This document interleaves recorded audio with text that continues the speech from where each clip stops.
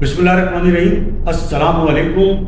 साबिर अली हाजिर है think TV में प्रोग्राम साफात के साथ। नाज़रीन, इस वक्त हम यहाँ एक बहुत ही बड़ा तामीराती मंसूबा है HMR वाटर फ्रंट और साहिल समंदर पर वाक़या है और ये ज़ेर तामीर है और बहुत जल्द जो है ये तकमील के मराहिल भी तेज़ी से जो है वो तय कर रहा है। तो इस वक्त हम HMR वाटर फ्रंट के जो ग्रुप के जो चेयरमैन हैं और हाजी रफ़ीक परदेसी साहब किसी तारुफ के मोहताज नहीं है और इस प्रोजेक्ट से हटकर उनकी एक बड़ी एक समाजी शख्सियत के तौर पे जो है उनकी शनासाई है और एक बड़ा नाम है रफ़ाई और फलाई मंसूबों के हवाले से भी और बड़ा वो इंसानियत की खिदमत के हवाले से बड़ा काम न सिर्फ कराची में बल्कि मुल्क के मुख्तलिफ हिस्सों में जो है उनके काम जारी है और ख़ास तौर पे जो कश्मीर कास्ट के लिए उनकी खिदमत है। तो हम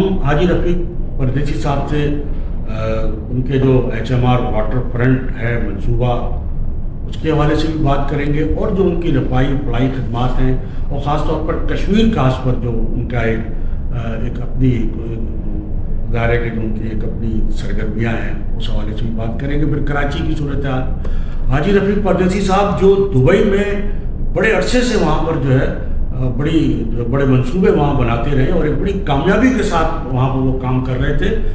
लेकिन ऐसे वक्त में जब कराची से जो बिल्डर थे ख़ास तौर पे या जो और भी जो बिजनेस कम्युनिटी के लोग हैं जिनकी यहाँ इंडस्ट्रियाँ थी वो छोड़ छोड़ के जो है वो मुख्तलिफ ममालिक में जा रहे हैं और ऐसे हालात में जब लोग जा रहे हों यहाँ से कारोबार अपना शिफ्ट कर रहे हों तो हाजी रफ़ीक परदेसी साहब जो है वो दुबई से अपना सारा कुछ छोड़कर कराची में आके जो है वो तामीरात के शोबे में लगा रहे हैं। तो इनसे इस राज से भी हम पर्दा कोशिश करेंगे कि उठाएँ हाजी साहब से बात करके। हाजी साहब अस्सलाम वालेकुम। वालेकुम अस्सलाम। बहुत बहुत शुक्रिया हाजी साहब, आपने हमारे चैनल के लिए वक्त निकाला। हमें आपकी बेपनाह मसरूफियात का अंदाज़ा है और हमें ये भी पता है कि आप कराची तो दायरे के खाल ही आते बल्कि अक्सर दौरे पे आते हैं, लेकिन काम आपका यहाँ पर बहुत बड़े पैमाने पे जारी है और माशाल्लाह जो आपके जो साहबजादे हैं हसनैन परदेसी साहब भी और दीगर जो साहबजादान हैं वो बड़ी मेहनत से और जिस तरह आपने उनकी तरबियत की वो यहाँ काम कर रहे हैं। तो सबसे पहले तो हाजी साहब ज़रा ये जो आपका HMR वाटर फ्रंट है, वैसे तो हमने पहले भी बात की है हसनैन परदेसी भाई से भी और उन्होंने भी बताया, लेकिन आप हमें अब तक की जो उसकी जो प्रोग्रेस है उसके बारे में भी ज़रा बताइए। सबीर भाई माशाल्लाह यहाँ पे 18 टावर्स बन रहे हैं जिसमें 5 स्टार होटल्स भी हैं, शॉपिंग मॉल्स भी हैं और ऑफिसेस भी हैं और एक बहुत बड़ा कॉम्प्लेक्स रेजिडेंशियल का भी है। तो आपके सामने आप तकरीबन 7 टावर्स इस वक्त अंडर कंस्ट्रक्शन है अल्हम्दुलिल्लाह। मैं चाह रहा हूँ कि बहुत जल्द ये कामों को पाई तकमील तक पहुँचाएँ ताकि इसके बाद इंशाल्लाह और आगे काम बढ़ाएँ। यहाँ पे हमारे 5 स्टार होटल के लिए मेरी 3 कंपनियों से बात चल रही है, एक सॉफ्टवेयर से भी बात चल रही है और दूसरी 2 और कंपनियों से भी बात चल रही है। तो इंशाल्लाह ताला देखें यहाँ पे कोई अच्छी एक होटल लेकर आए, अच्छी चेन लेकर आए ताकि यहाँ के लोगों को फ़ायदा हो। यहाँ पे इस वक्त 5 स्टार होटल की खास करके कराची में बहुत ज़्यादा ज़रूरत है और एक मरतबा ये एक ऐसे 5 स्टार होंगे कि इंशाल्लाह ताला मुल्क भर से जो भी लोग आएंगे या बैरून मुल्क से जो लोग आएंगे तो वो खुश होंगे। तो वाकई में दिस इज़ समथिंग।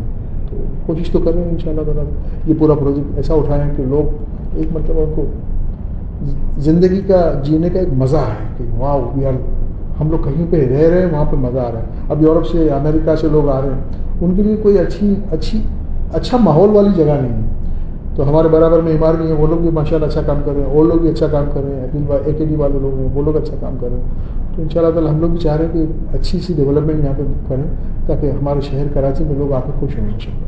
अच्छा भाई साहब, आपने बताया 7 टावर जो है यहाँ पे आपके HMR वाटर फ्रंट में, तो माशाल्लाह 7 टावर, उसमें एक टावर में कितने फ्लैट होंगे या उसमें क्या क्या होगा, थोड़ा सा उसी भी तो बताएं। एक टावर में एवरेज 210-215 की एवरेज होती है, अपार्टमेंट्स होते हैं और इसके साथ सारी फैसिलिटीज़ होती हैं माशाल्लाह। उसमें हेल्थ क्लब भी होगा, स्विमिंग पूल भी होगा और इसके अलावा मैं सेपरेट एक क्लब हाउस भी बना रहा हूँ ताकि वहाँ पे लोग आके बैठें, अपनी फैमिली के साथ बैठें, अपने दोस्तों के साथ बैठें, बाहर से लोग आएँ वहाँ पे आके बैठें।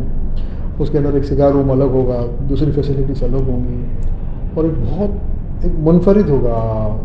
लोग यहाँ पे आएंगे तो एक मरतबा यहाँ पे आके इंशाल्लाह ताला उनको बहुत ज़्यादा खुशी महसूस होगी। और एक बहुत खूबसूरत मस्जिद भी बना रहा हूँ। اچھا ہاں تو جو تقریباً 4000 لوگوں کی اچھا، اس میں نماز پڑھ سکیں گے. ہاں کیونکہ یہاں پہ ایک بڑی کالونی بنے گی. اب لوگوں کو نماز پڑھنا ہے تو کہاں جائیں گے وہ لوگ؟ تو ہمارے پاس ایک فیسلٹی موجود ہوگی تو وہ اچھا ہو جائے گا ان شاء اللہ تعالیٰ. یہیں کے بچوں کو جو یہاں علاقے اس ویسینٹی کے لوگ ہیں اگر ان کے بچوں کو حفظ کرنا ہو تو حافظ قرآن یہاں پہ بنائیں گے ان شاء اللہ تعالیٰ. قرآن سکھائیں گے, دین کی تعلیم سکھائیں گے ان شاء اللہ تعالیٰ, تاکہ لوگوں کا کام اچھا بنے اور اچھے ریسٹورینٹس, اچھے کافی شاپس وغیرہ بنیں گے, لوگ یہاں پہ بیٹھیں ہیں, باتیں کریں, اپنا وقت بھی پاس کریں. اچھے جھولے وغیرہ ہوں گے تو جو بچے ہیں تو وہاں پہ اپنا وقت پاس کریں ان شاء اللہ تعالیٰ. ایک بہت بڑا واکنگ ٹریک بنا رہا ہوں جو اباؤٹ 1.6 کلومیٹر ہوگا, جس میں بائسیکلنگ کریں, واکنگ کریں. صرف ایک فٹ پاتھ بنا رہا ہوں, وہ تقریباً 30 فٹ پہ ہوگی.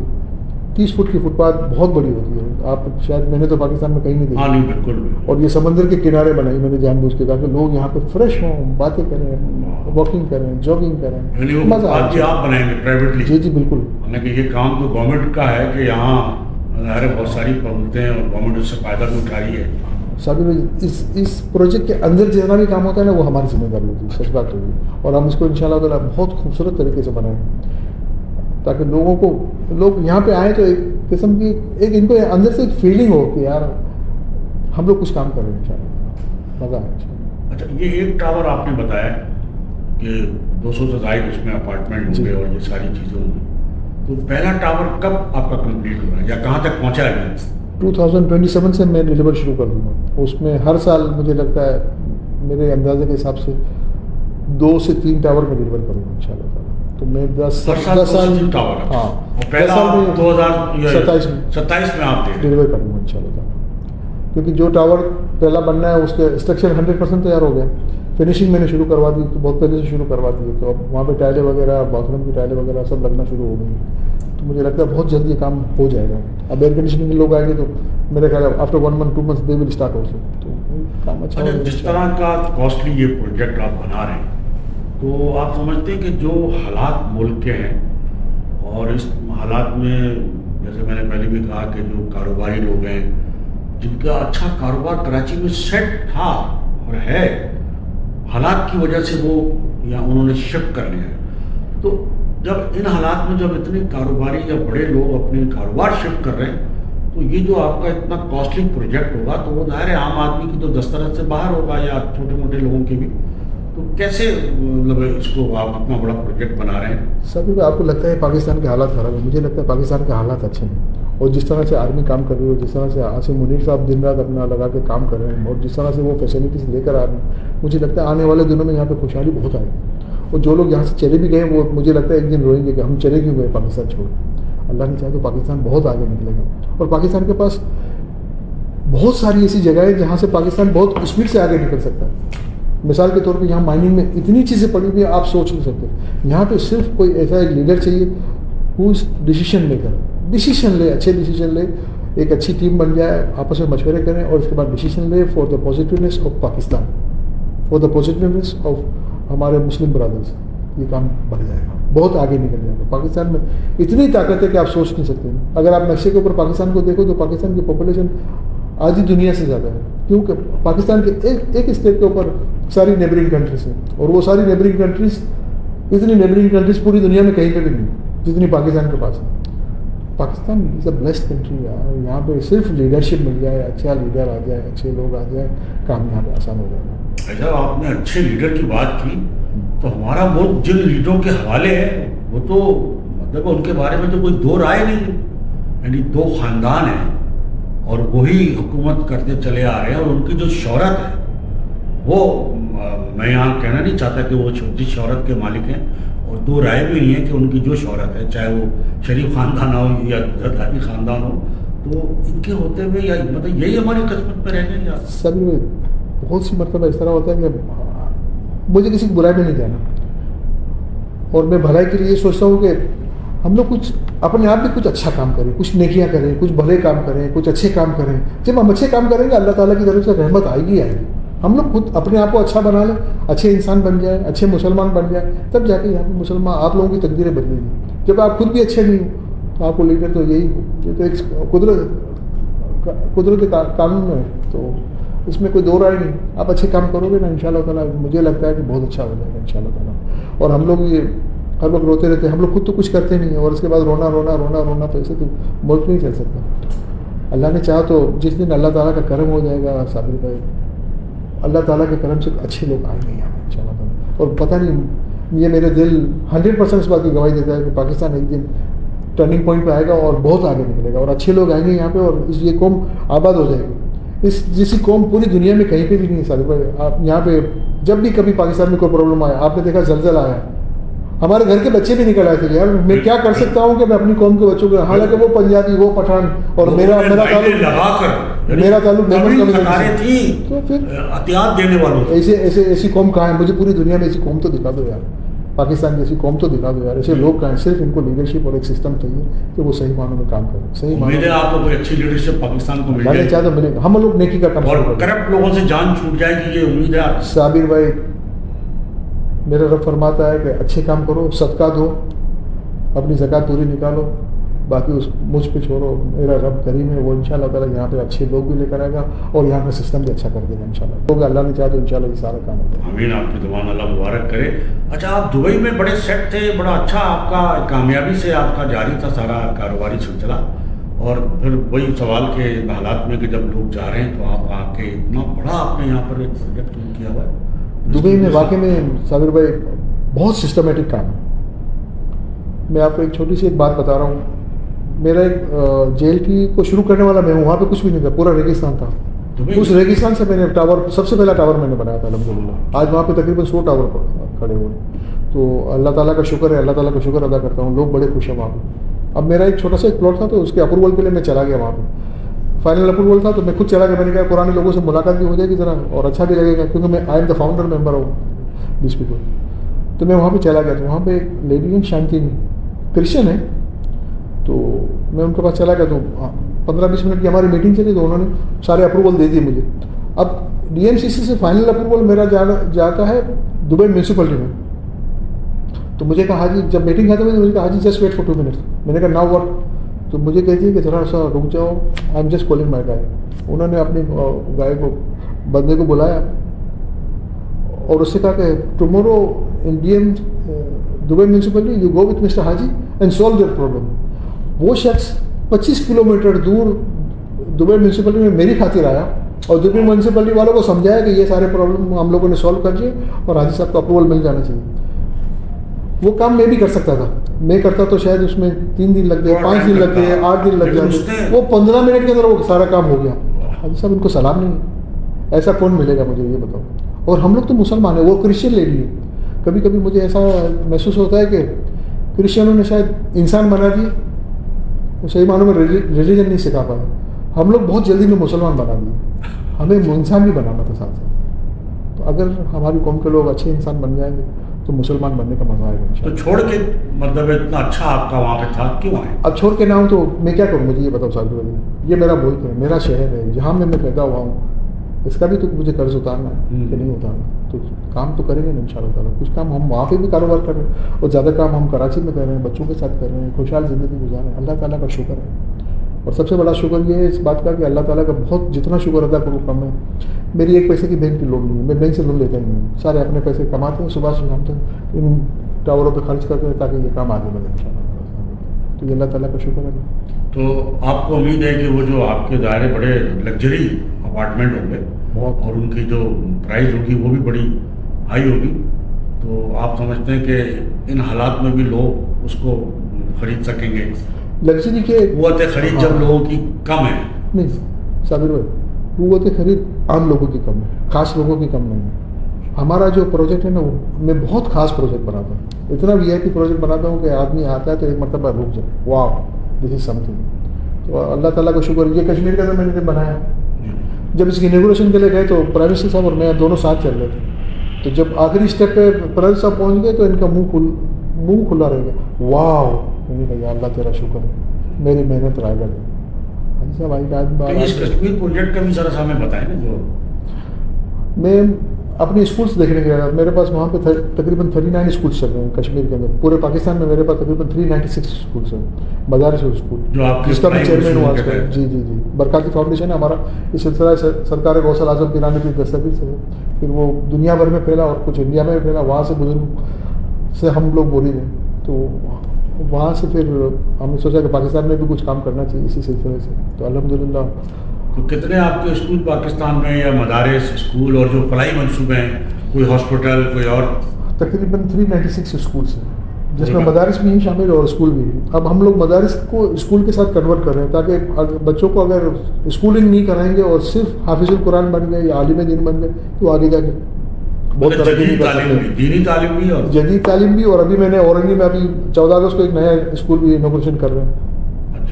ہمیں ایک پلاٹ GFS والوں نے ہمیں ڈونیشن دیا ہے, تو اس میں آرٹیفیشیل انٹیلیجنس کے اوپر ہم لوگ کام شروع کر رہے ہیں, تاکہ ہمارے بچے ابھی سے اسمارٹ ہوں. ہمارے استاد کہتے ہیں کہ بلی وہی پالنا جو چوہا پکڑ سکے, باقی کو لازمی ہو, تاکہ بچے اسمارٹ ہوں. ہماری کتنے اسٹوڈنٹس تقریباً 306 آپ نے بتایا 396 میں تقریباً 44,000 اسٹوڈنٹس ہیں.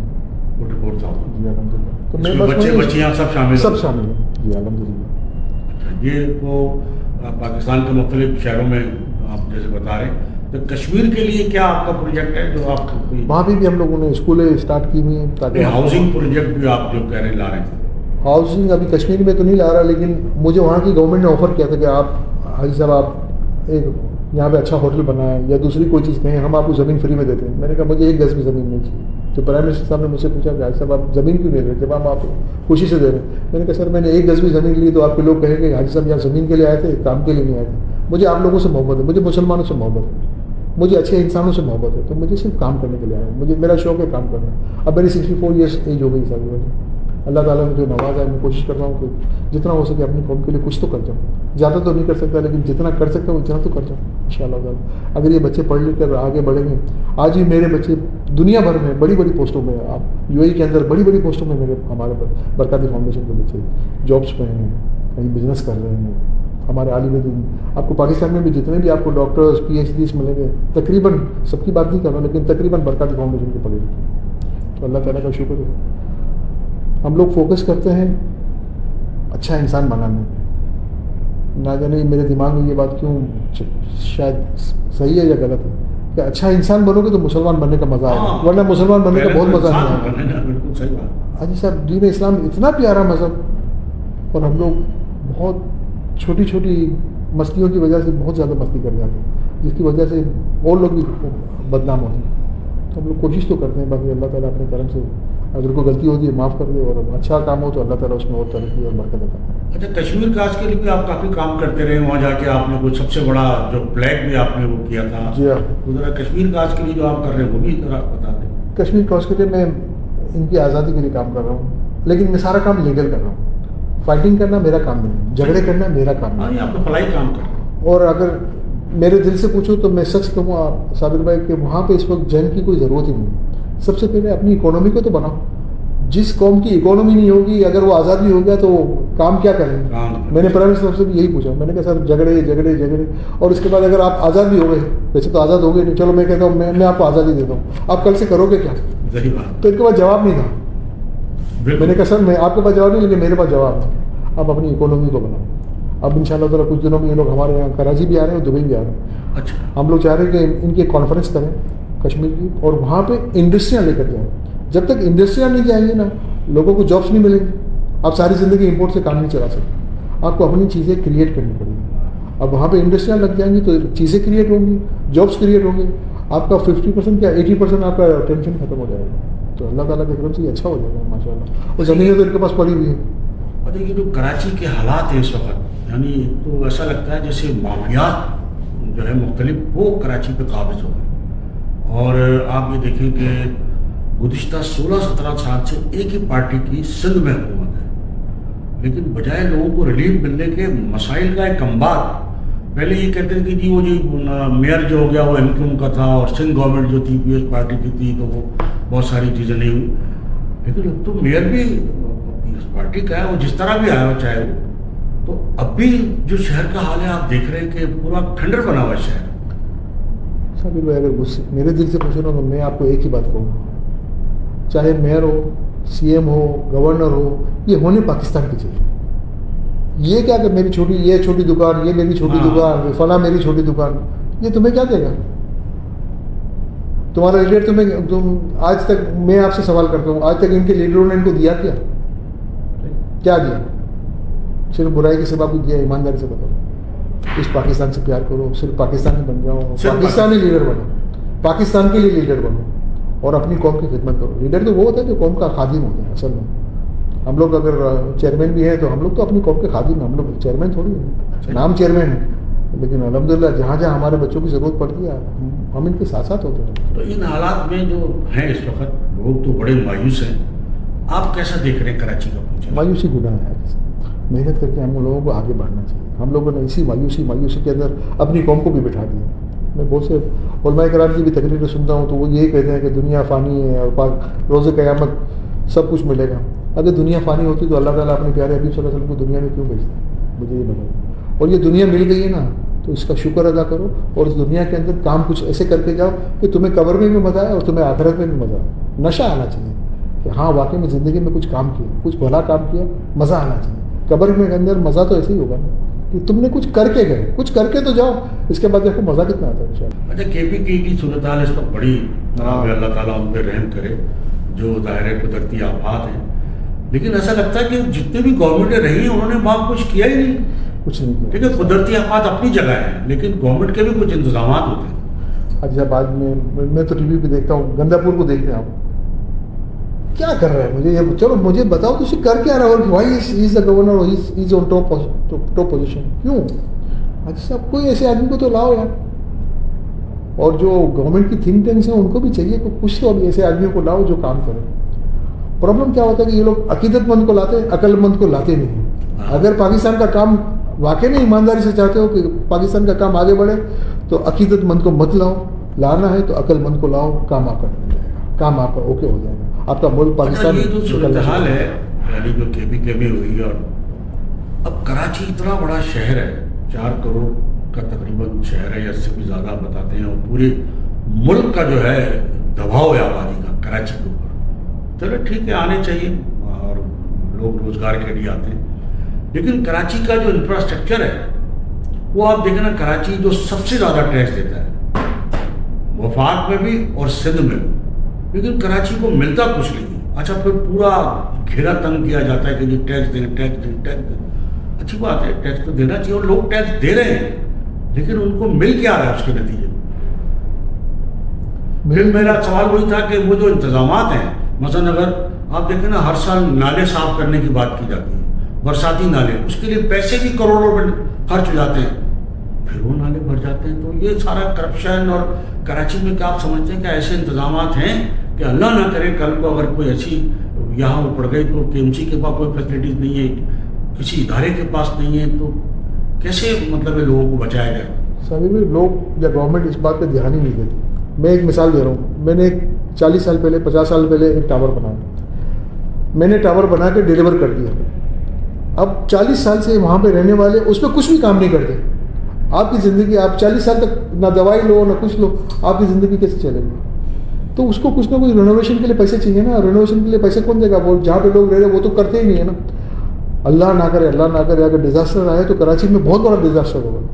आप किसको पकड़ने जाओगे? क्या करने जाओगे?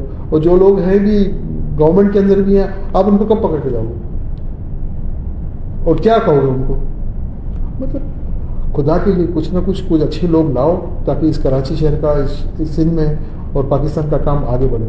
आज हम लोग दुबई देखने जा रहे हैं। आज से 50 साल पहले आप दुबई देखो, तकरीबन रेगिस्तान था। मेरा घर सोना बाज़ार में था। मैं आपको बात कर रहा हूँ 72, 73, 74। आज वहाँ पे देखो तो सही कैसा गुलिस्तान बना हुआ है। सोने के लोग वहाँ पर आए, सोने की 10 दुकानें नहीं, सोने की 1000 दुकानें, 1000 दुकानें, और सब लोग खुश हैं। तो माल बिक रहा होगा ना, काम हो रहा होगा ना, चीज़ें आ रही होंगी ना, तो ये करेगा कौन? गवर्नमेंट ही करेगी ना। पानी कौन देगा? गवर्नमेंट देगी। इलेक्ट्रिसिटी कौन देगा? गवर्नमेंट देगी। रोड रास्ते कौन बनाएगा? गवर्नमेंट देगी। मेरा काम तो सिर्फ वहाँ पे टैक्स देना और तो कुछ नहीं देना। इसके बदले में गवर्नमेंट हम लोग को क्या नहीं देती, और गवर्नमेंट लेती है तो हम खुशी से देने के लिए भी तैयार हैं कि हाँ यार लो, क्योंकि हम खुद देख रहे हैं कि हमारी सहूलत कितनी पैदा कर रही है दुबई की गवर्नमेंट। शेख मोहम्मद को सलाम है, काम कैसा कर रहा है माशाल्लाह। आपको यहाँ पे एक शेख मोहम्मद की ज़रूरत है पाकिस्तान में। पाकिस्तान में। जैसे पहले कहा जाता था कि वो मलेशिया के वो माथिर मोहम्मद साहब, मातम है ना, उनकी सलाम है जैसा उनको। कैसा मलेशिया माशाल्लाह बनाया, क्या था और क्या बना दिया। सिंगापुर देखे ना, क्या था और क्या बना दिया। अब हम लोग 80s में 90s में जाते थे, मतलब हमारे बाद जो मुल्क आज़ाद हुए वो कहाँ से कहाँ पहुँच गया, फिर बांग्लादेश कहाँ पहुँच गया जो हमसे अलग हुआ है, जिसके लिए कहते थे ये बोझ है, और वो आज जो है उसकी करेंसी हमसे ज़्यादा है आज। साबिर भाई एक लीडरशिप लेकर आ जाओ अच्छी, बस अल्लाह ताला के करम से, अल्लाह तू करम कर दे, तू रहीम में करम कर दे, अपने प्यारे हबीब सल्लल्लाहु अलैहि वसल्लम में करम कर दे। एक अच्छी बड़ी ऊपर से लीडरशिप आ जाएगी, आज सब काम हो जाएगा। ऐसा आदमी आए मज़ा आ जाए, ऐसा हज़रत उमर फारूक रज़ियल्लाहु अन्हु जैसा आदमी आए मज़ा आ जाए, हज़रत अली मुर्तज़ा जैसा आए मज़ा आ जाए, काम हो जाएगा, इस मुल्क में काम हो जाएगा।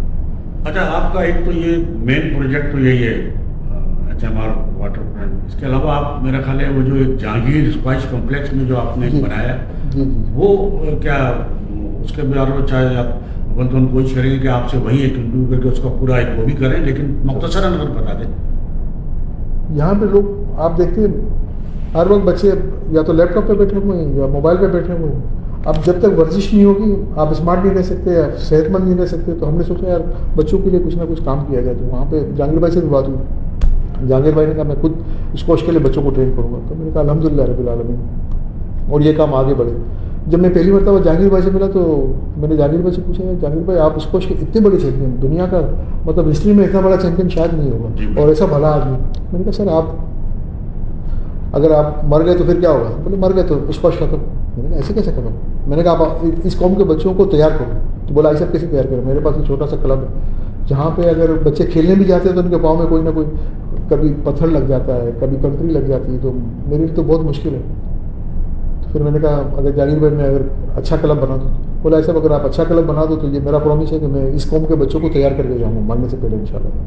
तो अल्लाह ताला का शुक्र है, मेरा ख्याल है इससे अच्छा पाकिस्तान के अंदर जहांगीर खान क्लब से अच्छा कोई दूसरा प्रोजेक्ट नहीं होगा, दूसरा क्लब ऐसा नहीं होगा। तो अल्हम्दुलिल्लाह जहांगीर भाई अपना काम कर रहे हैं, अल्हम्दुलिल्लाह शुक्र है, अल्लाह ताला का शुक्र अदा कर देंगे ताकि हमारे बच्चे तैयार हो जाएँ।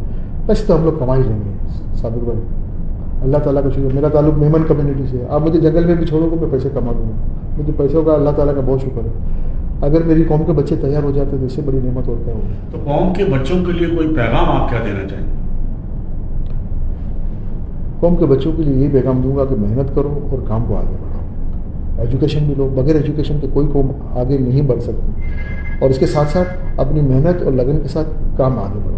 यहाँ पे इतनी सारी चीज़ें, ज़मीनों में इतनी सारी चीज़ें पड़ी हुई हैं, लोगों को पता ही नहीं है कि यहाँ पे इस मुल्क के अंदर अल्लाह ताला ने कितना नवाजा इस मुल्क। आप लोग इस काम को आगे बढ़ाओ, माइनिंग की तरफ काम जाओ, इंडस्ट्रीज़ की तरफ काम जाओ, दूसरी चीज़ों की तरफ काम लेके जाओ, काम आप लोगों का आसान हो जाएगा। और सबसे बड़ी चीज़, एक चीज़ का ख्याल रखना, कभी भी हाथ मत फैलाना। कभी हाथ फैलाओगे तो शायद थोड़े बहुत पैसे वाले बन जाओगे, लेकिन बड़े आदमी नहीं बनोगे। कोशिश ये करना कि बड़ा आदमी बनो। मैं अपने बच्चों के लिए भी यही कोशिश करता हूँ कि जितना हो सके ये लोग बड़े लोग बने।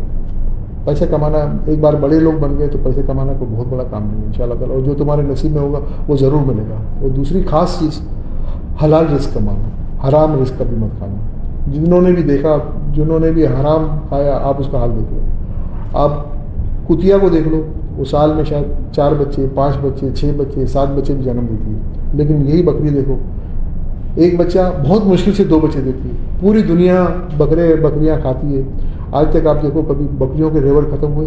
कुत्ते और कुतिया कितने लोग खाते हैं, इसके बावजूद भी आपको कुत्ते नज़र नहीं आते, आपको बकरियाँ नज़र आती हैं। क्यों? कि ये हलाल है। अल्लाह ताला ने हलाल में बरकत रखी है। हलाल खाओ, अपनी ज़िंदगी को आबाद करो। जब जब हलाल खाओगे इंशाअल्लाह ताला तुम्हारी औलादें भी अच्छी होंगी। जहाँ जहाँ तुमने हराम खाना शुरू किया वहाँ पे खुद अपनी औलाद का हाल देख लेना कि तुम्हारा हाल क्या होता है। तो अल्लाह ताला इस बुरी लानत से बचाए इंशाअल्लाह ताला, मुझे भी बचाए अल्लाह ताला। मुझसे कोई गलती होती हो तो अल्लाह ताला मुझे माफ़ करे इंशाअल्लाह ताला। मैं साबिर भाई पूरी कोशिश करता हूँ अपने आप हलाल रिस्क खाऊँ, अपने बच्चों को भी हलाल रिस्क खिलाऊँ इंशाअल्लाह ताला, और अल्लाह ताला हमारी दुनिया और आखिरत को संभाल दे इंशाअल्लाह ताला। अस्सलाम वालेकुम। माशाल्लाह, बहुत बहुत शुक्रिया हाजी साहब, आपने तो बिल्कुल एक जो पैगाम दिया है और हलाल के हवाले से जो बात की है, तो मेरा ख्याल है कि सारी बातों का जो मजमूआ है वो यही बात है, जो जिस पे हम कोई तवज्जो نہیں دیتے ہیں. اور آج ہمارے یہاں ایسا لگتا ہے کہ حرام جو ہے وہ بالکل لوگ یہ سمجھتے ہیں کہ یہ ہمارا حق ہے.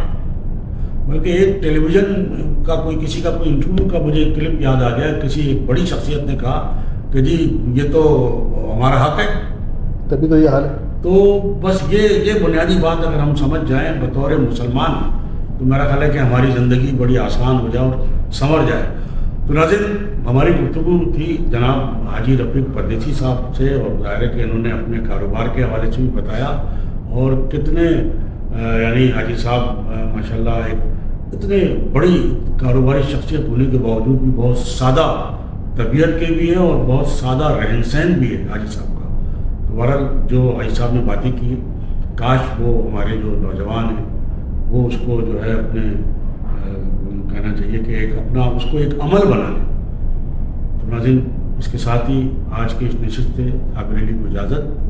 اللہ حافظ. Channel think T V HD کو سبسکرائب ضرور کر لیں اور بیل آئیکن کا بٹن دبائیں تاکہ ہماری نئی آنے والی ویڈیوز پر وقت آپ تک پہنچ سکیں. شکریہ.